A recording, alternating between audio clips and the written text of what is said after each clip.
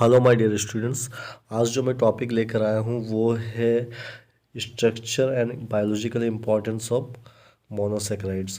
तो इसको समझने से पहले हम लोग समझेंगे कार्बोहाइड्रेट क्या होती है, फिर कार्बोहाइड्रेट की क्लासिफिकेशन को थोड़ी सी समझेंगे, उसके बाद हम लोग स्ट्रक्चर पे जाएंगे। मोनोसेक्राइड की स्ट्रक्चर क्या है, उनकी बायोलॉजिकल इम्पोर्टेंस क्या है। और ये जो है फर्स्ट यूनिट है आपकी बीएससी के जो सेकेंड ईयर के बच्चे हैं उनके लिए हैं, और ये जो है फंडामेंटल ऑफ बायोकेमिस्ट्री से है।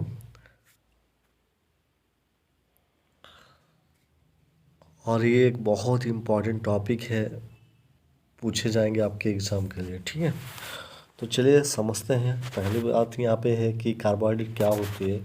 तो कार्बोहाइड्रेट जो होते हैं are molecules that contain carbon, hydrogen and oxygen. Carbohydrate एक ऐसा मॉलिक्यूल है जो क्या करते हैं, कार्बन, हाइड्रोजन, ऑक्सीजन को कंटेन करते हैं। ये एक तरह का सोर्स ऑफ एनर्जी होता है। जैसे कि हम लोग को पता है कि ग्लूकोज जो होता है, ठीक है, तो ग्लूकोज जो होता है आपको एक एनर्जी प्रोवाइड करते हैं। ठीक है, और ये जो होता है एक्ट करता है स्टोर एनर्जी के रूप में भी ये एक्ट करता है, जैसे कि स्टार्च हुआ, ग्लाइकोजन हुआ। और कार्बोहाइड्रेट जो होते हैं उनकी जो फार्मूला होते हैं दैट इज़ द, ये बोल सकते हैं CH2O, है ना। यहाँ पे N है, तो N का मतलब यहाँ पे नंबर ऑफ कार्बन जो होंगे। ठीक है, कार्बन, हाइड्रोजन, ऑक्सीजन की जो रेशियो होती है कार्बोहाइड्रेट में, तो वो होगा, है ना, 1:2:1 होंगे। ठीक है, उसके बाद बातें करते हैं, इनको हम लोग शुगर भी बोलते हैं। हाँ, तो इसमें जो होते हैं पॉलीहाइड्रोक्सी होते हैं। पॉलीहाइड्रोक्सी मतलब होता है कंटेन करेंगे बहुत सारा हाइड्रोक्सिल ग्रुप को। ठीक है, और वो जो तो पॉलीहाइड्रोक्सी अल्डिहाइड होते हैं, और नहीं तो कीटोन हो सकते हैं। ठीक है, यहाँ पे लिख सकते हैं they are commonly known as sugar because of polyhydroxy aldehyde. तो यहाँ पे ऑफ कर दीजिए। ठीक है, कि डेफिनेशन को देखते हैं कि एक्चुअली कार्बोहाइड्रेट की क्या डेफिनेशन है। तो डेफिनेशन क्या बातें करें तो carbohydrate are the substance which are polyhydroxy aldehyde और पॉलीहाइड्रोक्सी कीटोन। एक ऐसा सब्सटेंस होता है जो क्या होता है, इसमें या तो पॉलीहाइड्रोक्सी अल्डिहाइड होंगे या तो पॉलीहाइड्रोक्सी कीटोन होंगे। ठीक है, और उसका बातें करते हैं, मतलब जब ये जो होते हैं जब इनकी हाइड्रोलाइसिस होती है, ठीक है, तो वो क्या देते हैं, पॉलीहाइड्रोक्सी अल्डिहाइड को दे सकते हैं या पॉलीहाइड्रोक्सी कीटोन को दे सकते हैं। आगे बढ़ते हैं, इनको जो होता है हम लोग सेक्राइड्स के रूप में भी इसको डिनोट करते हैं। The term saccharide is derive from a Greek word saccharon. Saccharon का मतलब भी होता है शुगर। तो इन ये जो टर्म है सेक्राइड, है ना, तो इनको जो होता है सैकरॉन से, सैकरॉन जो होते हैं एक ग्रीक वर्ड है, वहाँ से इसको डिराइव किया गया है जिसका मतलब शुगर होता है। कार्बोहाइड्रेट को तीन मेजर कैटेगरीज में क्लासिफाइड करते हैं। एक होता है मोनोसेक्राइड, दूसरा होता है ऑलिगोसेक्राइड, और तीसरा होता है पॉलीसेक्राइड। जब मोनोसेक्राइड की बातें करें तो मोनो का मतलब ही होता है सिंगल, मतलब उसमें सिंगल कार्बोहाइड्रेट मॉलिक्यूल होंगे। ऑलिगोसेक्राइड में क्या होता है, 2 से 10 मोनोसेक्राइड मॉलिक्यूल होते हैं। पॉलीसेक्राइड की बात करें तो मोर देन 10 मोनोसेक्राइड मॉलिक्यूल वहाँ पर प्रेजेंट होंगे। तो हमको पढ़ना क्या है, अबाउट द मोनोसेक्राइड की स्ट्रक्चर के बारे में पढ़ना। तो स्ट्रक्चर की बात करें तो पहले मोनोसेक्राइड क्या होता है, सिंपलेस्ट कार्बोहाइड्रेट होते हैं। This are single unit of carbohydrates that can not be broken upon hydrolysis. ठीक है, उसके बाद आगे बढ़ते हैं। यहाँ पे ये जो होते हैं ये पॉलीहाइड्रोक्सी अल्डिहाइड भी हो सकते हैं या पॉलीहाइड्रोक्सी कीटोन्स भी हो सकते हैं, इनकी with a carbon backbone. The carbon backbone जो होंगे इसमें मोनोसेक्राइड में स्पेशली कितना का कार्बन हो, 3 से 6 तक की होती है। ठीक है, तो बेसिकली जो सिंपलेस्ट मोनोसेक्राइड होते हैं वो ग्लिसरॉल्डिहाइड होता है, और दूसरा जो है वो डाईहाइड्रोक्सी एसीटोन होते हैं। जिसमें क्या होता है, ग्लिसरॉल्डिहाइड में क्या होता है, 3 कार्बन आपको देखने को मिलेंगे, 3 कार्बन एटम। ठीक है, और डाईहाइड्रोक्सी एसीटोन में भी 3 देखने को मिलते हैं। उसके बाद बातें करते हैं the most abundant monosaccharide in nature is a 6 carbon sugar, जिसको बोलते हैं ग्लूकोज। मतलब जो नेचर में जो सबसे ज़्यादा प्रचुर मात्रा में जो मोनोसेक्राइड पाए जाते हैं वो होती है ग्लूकोज, जो कि 6 कार्बन की होती है। ठीक है, और उसके बाद बात है जितने भी मोनोसेक्राइड होते हैं all monosaccharide are polyhydroxy aldehyde और पॉलीहाइड्रोक्सी कीटोन्स। तो all monosaccharides are reducing sugar. एक क्या होता है, रिड्यूसिंग शुगर होते हैं। The hydroxy group are adjust to the carbon backbone. तो इसमें जो होता है आप देखोगे मोनोसेक्राइड में क्या होता है कि इसमें OH ग्रुप जो होंगे वो जुड़े रहेंगे कार्बन के साथ। ठीक है, कार्बन जो होता है, मैंने आप पहले ही कहा कि उसमें वेरीज करता है, 3 से 6 कार्बन हो सकते हैं। और तो इसमें क्या होता है कि आपको पता है कार्बन कार्बन जो जुड़ते हैं वो बॉन्ड के द्वारा यहाँ पे जुड़ते हैं। तो यहाँ पे इस मोनोसेकेराइड को हम लोग क्या किया, फर्दर क्लासीफाई किए हैं इसको। 2 कैटेगरी में हम लोग इसको क्लासीफाई, जो 2 कैटेगरी में हम लोग क्लासीफाई किए इसको मोनोसेकेराइड को, मतलब एक होता है आल्डोज और एक होता है कीटोज। आल्डोज को हम लोग इस तरह से पहचान सकते हैं। देखें यहाँ पे क्या होता है कि आप देखो, अगर यहाँ पे हम लोग को देखने को मिलेंगे CHO, ठीक है, तो वो भी कहाँ पे, जस्ट आप ऊपर में की और देखिए यहाँ पे ऑल्डिहाइड ग्रुप अटैच, ठीक है। तो कहने का मतलब है अगर यहाँ पे आपको देखने को मिलते हैं ऑल्डिहाइड ग्रुप और ये जो शुगर बने होंगे उसको हम लोग आल्डोज शुगर कहेंगे, ठीक है। तो इसमें देखो 3 गो कार्बन है, 1 2 3, तो इसको हम लोग कहेंगे आल्डो ट्रायोज। और इसमें वहीं पे आप देखिएगा कार्बोनिल ग्रुप जो है अंदर की ओर है, बीच में है। और यहाँ पे जो मतलब इस ये जो कार्बोनिल ग्रुप है इसको एक कहेंगे हम, इसको कीटो ग्रुप। और यहाँ पे क्या होंगे, आपको जो शुगर बने हैं उस शुगर को हम कहेंगे कीटोस शुगर, ठीक है। इसमें देखिए 3 कार्बन, 1 2 3, तो हम यहाँ पे क्या कहेंगे, 1 2 3 कार्बन है तो उसको हम कहेंगे कीटो ट्रायोज। तो इस तरह से हम लोग क्या करते हैं, क्लासीफाई किए हुए हैं, ठीक है।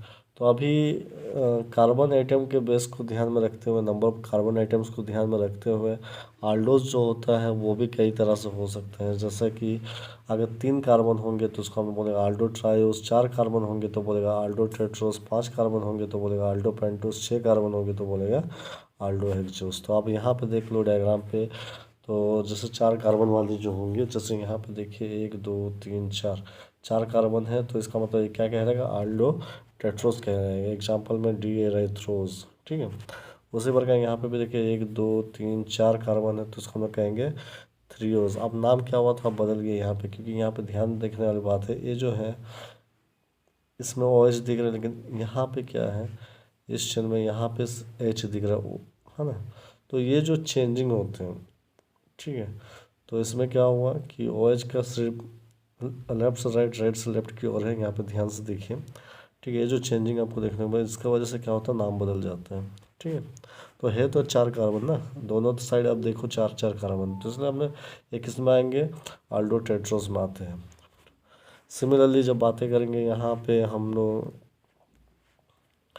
आल्डो पेंटोस, तो पेंटोस का मतलब क्या होगा, उसमें 5 कार्बन होंगे। तो 5 कार्बन जो होता है 1 2 3 4 5, तो 5 कार्बन होंगे तो इसका नाम हो गया आल्डो पेंटोस। और इसके जो होता है अब ओ एच के अनुसार यहाँ पे देखो हाइड्रोक्सिल ग्रुप इस साइड में, तो इसका नाम जो पड़ गया वो है राइबोस, डी राइबोस। अब इसमें क्या है, ये वाले आप देखो यहाँ पे ओ एच है पर यहाँ पे एच है, तो ये जो फ़र्क आपको देखने को मिले तो इसके वजह से इसका नाम जो है पड़ गया अराबिनोज, है ना। तो एग्ज़ाम में अगर ये क्वेश्चन आप पूछे जाते हैं तो आपको क्या करनी होगी, आपको सिर्फ एक एक स्ट्रक्चर को ड्रॉ करनी है, सारे स्ट्रक्चर की जरूरत नहीं है। ऐसे बहुत सारे एग्जांपल है, दैट इज जाइलोज है ना, लायोज है। तो ये जो है तो आपको याद रखनी पड़ेगी। नेक्स्ट जो होते हैं हम लोग आ जाते हैं आल्डो हेक्सोस। आल्डो हेक्सोस में क्या देखेंगे, यहाँ पे कार्बन की संख्या कितना होगी, 6 होगी। जैसे कि एग्जांपल 1 2 3 4 5 6, तो यहाँ पे 1 2 3 4 5 6, तो इस तरह से इसका नाम, जैसे 6 कार्बन वाला है तो ये जो तो इनका नाम बन गया यहाँ पे क्या, आलूज, है ना। तो ये एक नाम देखने को मिलते हैं, यहाँ पे होंगे डबल एल, ओके। तो कोई एक एग्जांपल दीजिए, जैसे इनको दिए इसको देने की ज़रूरत नहीं, ठीक है। नेक्स्ट मतलब सबका एक एक एग्जांपल आप देते हुए जाइएगा। जैसे और भी है, 6 वाले की बात करते हैं, सबसे इम्पोर्टेंट जो एग्जांपल है ये आप दे सकते हो। ये बेस्ट एग्जांपल जैसे ग्लूकोज, इसमें क्या होता है 1 2 3 4 5 6, 6 कार्बन है इसमें, तो ऑब्वियसली क्या होंगे, ये जो होंगे ये आ जाएंगे आल्डो हेक्सोस में, है ना, जो कि एग्जांपल के तौर पे ये ग्लूकोज है। तो एक याद रखिए काफ़ी, ये इसी को याद रखिएगा। तो इस तरह से हम लोगों ने और भी कई सारे ग्लैक्टोज हैं, ठीक है, टैलोज हैं। तो अब जब ये तो हम लोगों ने नंबर ऑफ कार्बन आइटम के अनुसार हम लोगों ने अल्डोज शुगर को देखें। अब नंबर ऑफ कार्बन आइटम के अनुसार हम लोग कीटोज शुगर को देखेंगे, बिल्कुल वैसा ही होगा। 3 कार्बन होंगे तो कीटो ट्रायोस, 4 कार्बन होंगे तो कीटो टेट्रोस, 5 कार्बन होंगे तो कीटो पेंटोस, 6 कार्बन होंगे तो कीटो हेक्सोस। कोई डाउट नहीं इसमें। तो यहाँ पे कीटो ट्रायोस की बात करें तो उसमें 1 2 3 4, हाँ 4 कार्बन यहाँ पे। तो इनका नाम हाँ ये क्या डी राइथ्रुलोज, ठीक है। इसको इस तरह से भी लिख सकते हैं हम लोग। अब आ जाता है हम लोग कीटोपेंटोस की बात करें तो यहाँ पे भी देखो कार्बन की संख्या 5 होगी, 1 2 3 4 5, है ना। इसका नाम हो गया जाइलुलोज, डी जाइलुलोज। तो ये हुआ। तो इस तरह से क्या हो, सबका एक एक एग्जाम्पल आप देते हुए चल जाइए। अब जैसे कीटो हेक्सोस की बात करें, 6 कार्बन वाले, 1 2 3 4 5 6। जैसे जैसे साइकोज हो गया। फ्रुक्टोज की बात करें, 1 2 3 4 5 6, 6 कार्बन वाली हो गई तो फ्रुक्टोज हो गया। बस इसमें क्या है कि आपको ध्यान रखने को किधर ओ एच लिख रहे किधर एच लिख रहे उसको ध्यान दीजिएगा, ठीक है। जैसे यहाँ पे देखिए O H O H O H, ठीक है, लेकिन यहाँ पे क्या एच है ये वाली जगह, तो इसको आप देखिएगा। तो इस तरह से हम लोगों ने देखा, कई सारे एग्जाम्पल को देखे हम लोगों ने। आप समझते हैं यहाँ पे कि सिंपलेस्ट मोनोसेक्राइड जो होता है, जैसे हमको पता है कि सिंपलेस्ट मोनोसेक्राइड कौन सी होती है, ग्लिसरॉल्डिहाइड। वो क्या करते हैं, वो कंटेन करेगा 1 कैरल और सेंटर को, ठीक है, जिसका वजह से 2 ऑप्टिकल आइसोमर्स जो होता है वो प्रोड्यूस होते हैं, जिसको हम लोग डी और एल आइसोमर्स से डिजाइन करते हैं, ठीक है। तो यही जो डी और एल आइसोमर्स जो होते हैं एक साथ हम लोग उसको बोलेंगे इनांसियोमर बोलते हैं, ठीक है। तो ये आप देख सकते हो इसका एग्जाम्पल के तौर पे, यहाँ पे कौन है, ग्लिसरॉल्डिहाइड है।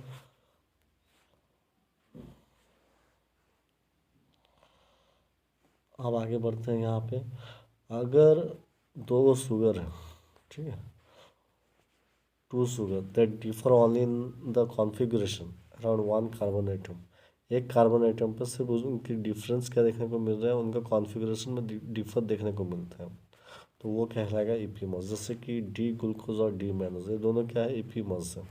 कैसे क्या कर रहे हैं कि इपीमस क्या होता है, जैसे एग्जांपल के तौर पे डी ग्लूकोज और डी ग्लैक्टोज जो होते हैं वो एक मतलब इपीमस है। यहाँ पे कैसे कर देखेंगे, यहाँ पे क्या होता है, दोनों स्ट्रक्चर लगभग सेम होंगे, खाली यहाँ पे कार्बन नंबर 4 में डिफरेंस होगा, 1 2 3 4। तो यहाँ पे जो है आप देखिए, यहाँ पे आपको ओ एच है, यहाँ पे एच है कि नहीं। तो वही सिमिलरली यहाँ पे आप देखिए, वही चीज़ यहाँ पे देखिए इस कार्बन पे आपको देखने को मिलेंगे। देखिए 4 नंबर वाले कार्बन में 1 2 3 4, यहाँ पे आपको डिफरेंस देखने को मिलेगा। वन साइड में एच है, लेकिन इधर का 4 नंबर कार्बन में क्या है, यहाँ पे आप देखिए 1 2 3 4, यहाँ पे वन साइड में ओ एच, जहाँ वो ओ एच है उस साइड वाला में एच है। तो ये थोड़ा सा डिफर आपको देखने को मिलता है। तो इस तरह से ग्लूकोज और डी गैलेक्टोज जो होते हैं ये दोनों जो है ये कहलाएंगे इपीमस, ठीक है। तो खाली वहाँ पे क्या कार्बन की संख्या में क्या ओ एच हम लोग जस्ट इधर उधर कर रहे हैं और कुछ नहीं, ठीक है। तो अब आ जाते हैं बायोलॉजिकल इंपॉर्टेंस में। बायोलॉजिकल इंपॉर्टेंस की बात करें तो यहाँ पे कुछ मोनोसेक्राइड होते हैं, जैसे कि ग्लूकोज, वो एक तरह का फूल का काम करता है। मतलब ये आपको क्या होता है कि आपको एनर्जी प्रोड्यूस करेंगे, ठीक है, आगे जाके। तो ये आपको अच्छी तरह से पता है कि ग्लूकोज जो होता है जब ब्रेक डाउन होता है उनका ऑक्सीजन के प्रेजेंस में क्या होता है, वो कार्बन डाइऑक्साइड देते हैं, वाटर मॉलिक्यूल देगा, साथ में एनर्जी देगा। और एनर्जी किस फॉर्म में देगा, एटीपी के रूप में देता है, ठीक है। तो ये याद रखिएगा। उसके बाद इसके बाद हम आ जाते हैं नेक्स्ट में। इम्पोर्टेंस की बात करें तो ये जो होते हैं, एक तो हम मोनोसेक्राइड जो होता है वो बिल्डिंग ब्लॉक्स होता है कोई भी कॉम्प्लेक्स शुगर का, जैसे कि स्टार्च हुआ, ग्लाइकोजन हुआ, ये भी एक इम्पोर्टेंस होता है।